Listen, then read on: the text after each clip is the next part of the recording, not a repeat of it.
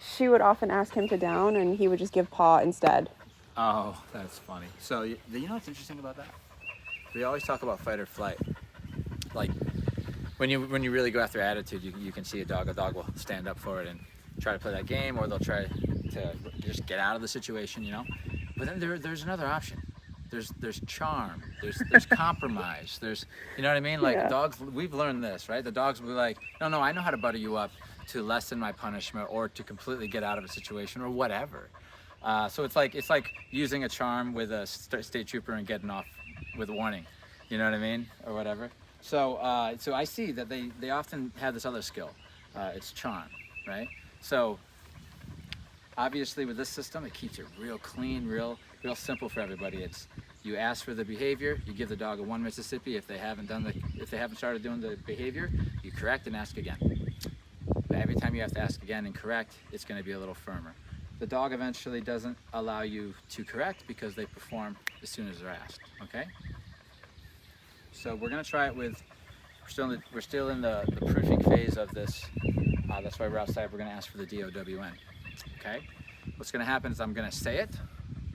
He's going to hear me say it.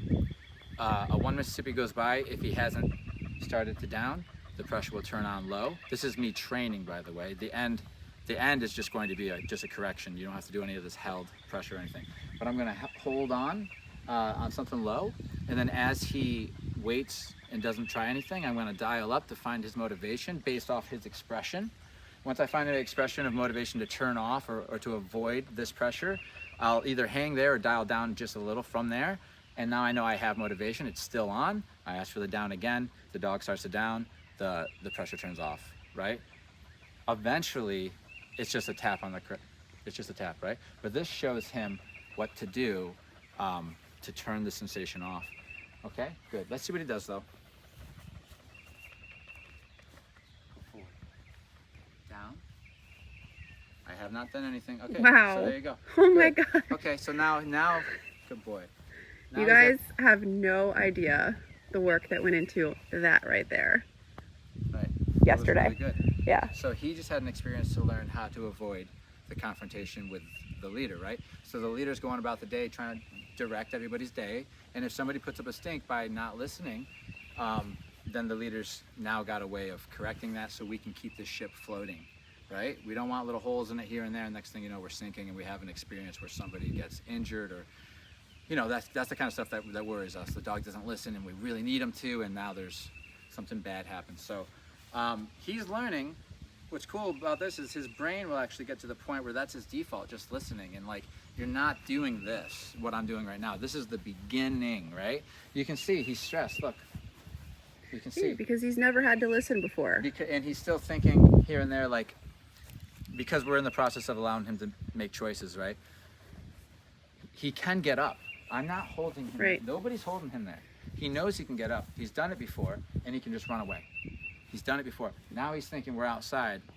He knows I can correct and recall. So that's where you see the stress, is that he's not fully committed either way. He's not fully committed to running away because there's possible corrections. But I'm not fully committed to the human jet either. My mind's still looking for opportunities. I look at that door, I see over here. I'm just doing it a little bit under the radar, so hopefully nobody sees me. But when I get a chance, I'm out of here, right? So that's why this whole way of training is allowing him seeing that and then pushing it out of him by introducing something in the environment that triggers him to go for it, right? Like, oh, I see he wants to get up, right?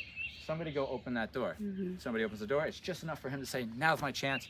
He leaves the command, runs away, gets the correction, gets the direction, right? Correction on the e-collar, beep, recall, back to what he was doing. Represent the trigger, whatever it is. Notice as a couple days of this, we're not seeing stress anymore because the dog tries everything that's on their mind. They get an opportunity to try it. You know, they learn that the stove's hot. They no longer want to do it. On top of that, every time they make a good choice, we're so proud of them, right? We're saying, oh my God, good job. It just rewires the brain to say, okay, these are the responses that I want to avoid now, which are the ones we don't want. And these are the ones that I want to try to go after, which are the ones we do want, okay?